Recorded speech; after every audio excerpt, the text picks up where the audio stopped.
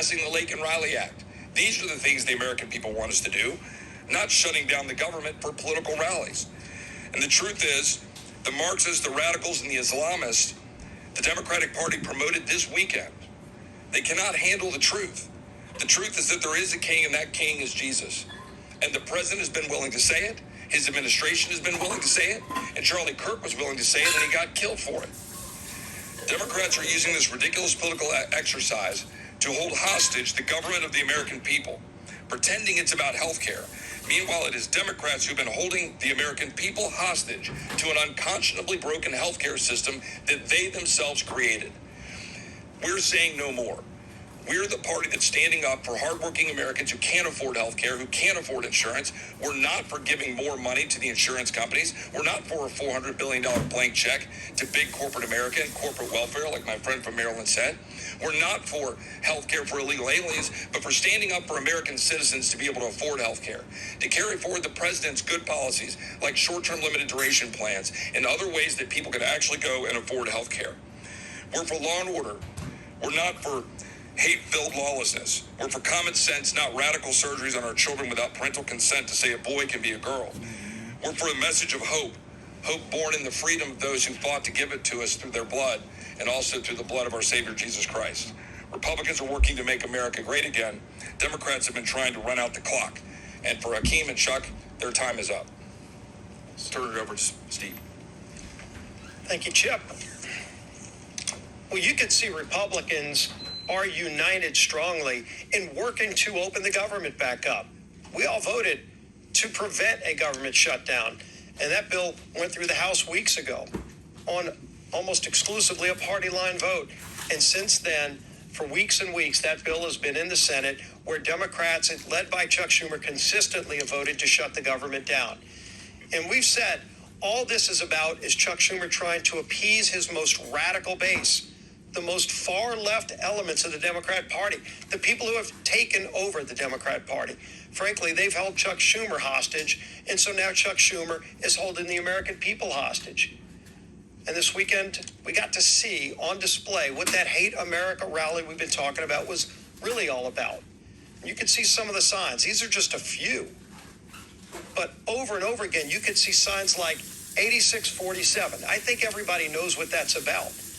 Multiple signs like that advocating for the death of our president. And where are the Chuck Schumers of the world calling that out? They didn't call it out. They actually went and celebrated with those people that are advocating for the murder of President Trump and other Republicans. It's insanity. Yet that's where the Democrat Party in Washington has gone. Most Democrats around the country don't buy into that far-left radical socialist base that Chuck Schumer's catering to. And that's why so many are walking away from that party. But in the meantime, that's who is controlling the Democrat Party here in the United States Senate and in Congress. And that's why we continue to be at this stalemate. Not because there's some ability for us to come together and find a common ground. We've been trying. We had a provision in the working families tax cut that would have lowered premiums for families, healthcare premiums, by 11%. It was scored by the Congressional Budget Office to do that. 11% reduction in premiums for families. And you might ask, well, why is that not law of the land? Because it passed the House. But when it got over to the Senate, it was Senate Democrats who went to the parliamentarian and fought to get that provision removed because they don't care about lowering premiums for families. They really don't, and they showed it over and over again. What do they care about? They care about catering to the most radical elements of their base. You could see the sponsors, and it's been mentioned before, the Communist Party of America, the Socialist Party. Well, that's who's taken over the Democrat Party. That's not who America is. America is not a socialist nation. It's surely not a communist nation. But the Democrat Party here in Washington is trying to pull the country down that rat hole. We've seen it over and over again. That experiment's been tried time and time again, and you can go look at the scrap heap of history to see other countries where it's failed. Why won't they go protest over in those countries and just be a part of those countries where it's already failed? But they come here and they lie about our president. They call him a king, where ironically, they're also advocating for the death of that democratically elected president. And so you've got to see it all on full display. And hopefully that's what Chuck Schumer needed to go through to show them that he's still keeping the government shut down to appease that group. But now that rally is over. And the pain that he has inflicted on American families continues. It's time for Chuck Schumer to end the pain he's inflicting on millions of American families and finally vote. Just 5 Senate Democrats need to come together to vote to open this government back up again. We still have big differences, and we'll be negotiating our differences in the weeks ahead. But it's time he releases the American people from this crazy experiment. With that, bring up our whip. Tom Emmer.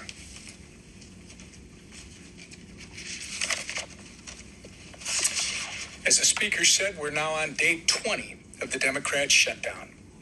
For everyone tuning in, here's a quick review of everything that's happened in the last 3 weeks.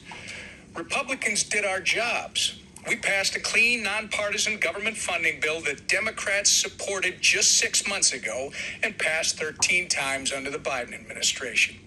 11 times now, Democrats have refused to pass our clean CR, shutting the government down in the process and forcing Americans to pay the price. In order to simply turn the lights back on, Chuck Schumer and Hakeem Jeffries have demanded $1.5 trillion in new spending for things like taxpayer-funded health care for illegals and cutting $50 billion from our rural health care fund. They've taken the American people hostage while pointing fingers at us for refusing to concede to their absurd wish list of demands. But Republicans have been clear. We will not negotiate under hostage conditions, nor will we pay a ransom. The Democrats' position is totally unreasonable. It's hypocritical, and it's pure partisan politics in a desperate attempt to score points with the radical, pro-terrorist wing of their party. Now that their Hate America rally is over, I hope that at least 5 Senate Democrats will finally do the right and responsible thing by breaking ranks with Chuck Schumer, passing our clean CR, and reopening the government. If they continue to refuse, we're going to continue to hold them to account. And I hope members of the media in this room are going to do the same. With that, I turn it back to our speaker, Mike Johnson. Okay, a few questions. Chad, go ahead. Chad. Thank you. We understand concerns about air traffic control.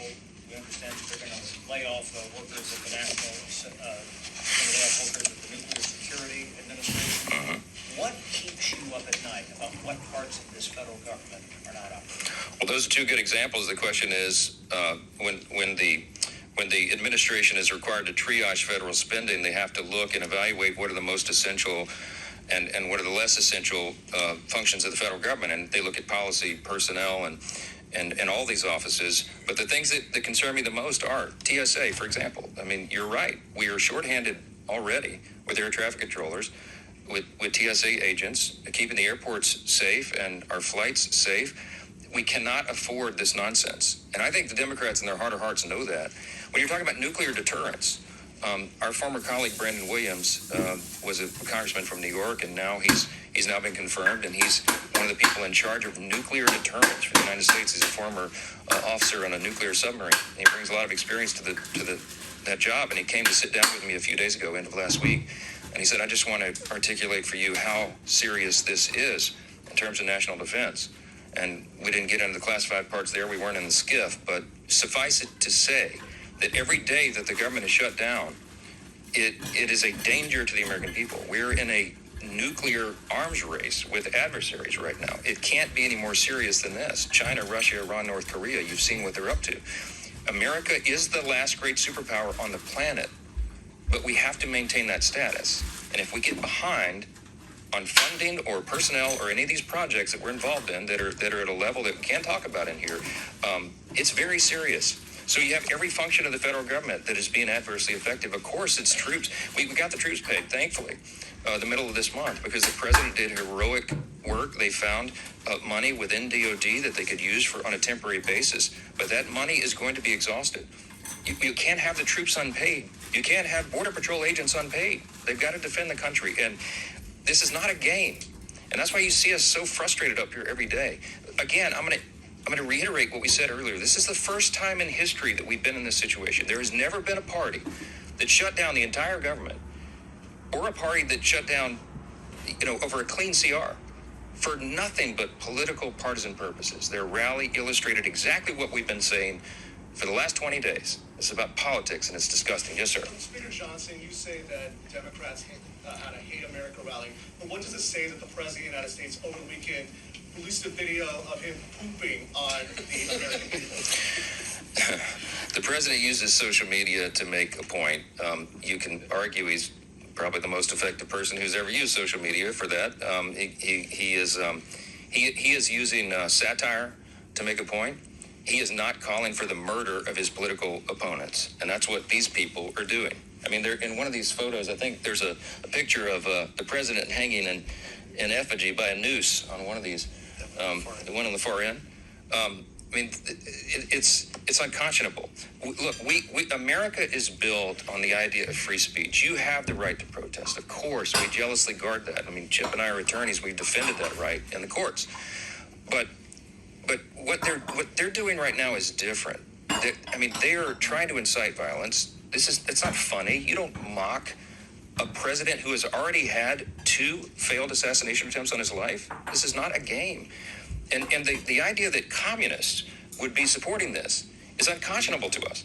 Look, when we give tours of the House chamber, and we bring in constituents, and we point out all the historical facts and images around the building, I always start with "In God We Trust," which of course is right above the rostrum of the speaker's podium. And if you look in the visitor's guide to the House chamber, it says on page 14. When was that put there? Well, it's put there in the early 60s, 1961, as I recall. And it says in the guide that it was put there, Congress voted to put that there as a rebuke to the Cold War era Soviets. Why? Because their philosophy, that's what it says, a rebuke to their philosophy. Their philosophy was Marxism. Marxism begins with the premise that there is no God. It is antithetical to who we are as Americans. The Declaration of Independence says we're created by God, and he's the one that gave us our rights. It is in God whom we trust. That is the national motto. That's what America's built on. What those people are advocating for is at its essence un-American. And when they go the next step and they call for violence on political officials in an environment that is already a heightened threat environment, it's dangerous stuff. They had the right to do it.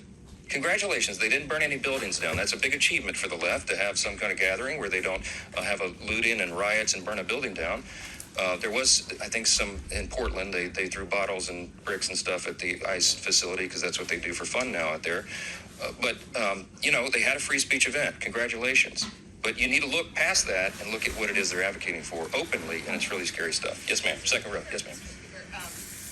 I was actually pointing to her. I don't think you've asked a question before. Go ahead. Hi, Oriana. Arizona Attorney General said over the weekend she plans to file a lawsuit against you for not spraying anything. Have you or your office spoken to her in the last couple of days about that, and what's your response to that? Oh, my goodness. Okay, yes. So yet another Democrat politician from Arizona is trying to get national publicity. So now it's the state AG who's going to sue me because Grijalva is not yet sworn in. Let me go through this again for you, and I have some updates. First of all, I'm following the Pelosi precedent. I was on some of the Sunday shows and was asked about this because this is all they have to talk about right now. When Julia Letlow was elected under very similar circumstances to fill the seat of her deceased husband, who passed away tragically by COVID, Speaker Pelosi at the time, took 25 days to administer the oath of office to her. It wasn't just Julia. The Pelosi precedent extends even further because when Pat Ryan and Joe Sempolinski were elected during an August recess, they waited 21 days to administer the oath to those two rep-elects because they were not in session. We are not in legislative session. The chronology is important. Rep. Grijalva won her race in I think it was the last week of September, after we had already gone out of session. So I will administer the oath to her, I hope on the first day we come back, legislative session. I'm willing and anxious to do that. In the meantime, instead of doing TikTok videos, she should be serving her constituents. She could be taking their calls. She could be directing them, trying to help them through the crisis that the Democrats have created by shutting down the government. Oh, and by the way, I also did find out this little tidbit that should be interesting to you. When a rep-elect comes in on a special election in particular, it is up to the leaders of her party, his or her party in the House, to give them guidance and direction. One of the first things they do is reach out to what we do, is reach out, majority leader, or reaches out to the rep-elect and says, hey, welcome, congratulations. Here's all the things you need to do. Here's the office of the chief administrative officer of the House, and they will help you get all of your computers set up and your passwords and all the rest. That call was apparently never made by Rep. Grijalva, and I don't know if the Democrat leader's office didn't inform her of that. But I found out this morning that the person who runs that office and the chief administrative office is on furlough because they voted to shut the government down. And so that person didn't reach out affirmatively, but now it's been sorted out, and I'm told they're going to her office today because she made a TikTok video saying that she couldn't use her computers. Well, she'll be able to use her computers now. Okay, she has 16 staffers. They need to be taking calls. They need to be helping their constituents, just as Republicans are out in their districts right now, helping them navigate the chaos that is created by Democrats who are playing political games. Yes, next question. Yes, sir. Are we not fast approaching the point where the CR doesn't buy you time for appropriations? Well, I would defer to my appropriator buddy up here, but here's the thing. The appropriators have been doing great work. They're continuing to work. Even during the shutdown, they're working individually and on their subcommittees and among themselves and even across the aisle to get the next batch of appropriation bills ready for passage. Is the time eroding quickly? Yes. Is it dangerous for them to shut the government down right now? Yes, because we have very pressing matters that we need to handle, but we can't do it when the Senate is stalling all of that, stopping it. We passed 12 separate appropriations bills through the House committee. They've done their work. 3 of them off the House floor, 3 bills off the Senate floor. They don't match up exactly, so we're going to conference committee on that. We have to finish that process. We have to rebuild the muscle memory for regular order, because that is how we serve as good stewards of the American taxpayers. We're anxious to do that. We hope the Democrats will see the light. We hope that you will ask them the tough questions this week. Why in the heck are you doing this? What is the point? What is the purpose? And don't let them say it's about Obamacare subsidies, because that was always going to be the subject of debate internally and and across the aisle between the caucuses and amongst everybody in the month of October. And they are now eating up the clock for us to have the thoughtful debate about reforms and things that might be necessary if indeed that's going to be extended. So it's on them. You need to ask them the tough questions. We're here to do the work. We'll continue to do it. Thank you all.